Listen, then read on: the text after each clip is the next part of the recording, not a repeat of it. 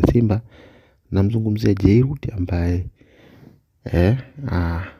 aliingia mkataba na klabu ya Simba kwenye kutengeneza jezi za klabu ya Simba na katika masuala mazima ya mauzo ya jezi za Simba. Sasa ni kwamba miongoni mwa vitu ambavyo Jairuti alishe kuvizungumza au miongoni mwa vitu ambavyo vipo kwenye mkataba dhidi ya klabu ya Simba, baina yake na dhidi ya klabu ya Simba ni pamoja na kununua basi la kisasa kwa ajili ya wachezaji wa klabu ya Simba. Sasa toka kampuni hiyo ijiunge au kuingia mkataba na klabu ya Simba katika swala zima la kutimiza miongoni mwa vipengele ambavyo walikubaliana, hasa katika kupeana au kuleta basi jipya, kununua basi jipya la wachezaji, kunaonekana ni kama kampuni hiyo haikuleta basi hilo, lakini pia walitoa sababu kadha wa kadha.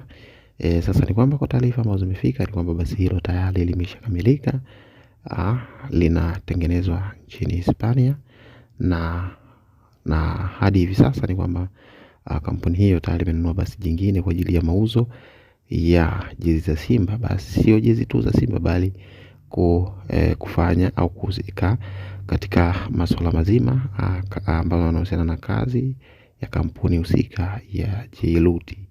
Kwa hiyo kwa taarifa ambazo zimetufikia hadi hivi punde ni kwamba basi hilo linatarajiwa kuingia mwezi wa pili 2026. Kwa hiyo ni kwamba basi hilo tayari linatarajiwa kufika nchini Tanzania majira ya mwezi wa pili. Kwa hiyo ni habari njema hasa kwa wale mashabiki wa Simba walitaka kufahamu ni nini kinaendelea baina ya Jairuti pamoja na klabu ya Simba katika miongoni mwa vitu ambavyo walikubaliana hasa katika kuvitimiza hususan katika klabu ya Wekundu wa Msimbazi. Kwa hiyo naweza kusema kwamba ni namna gani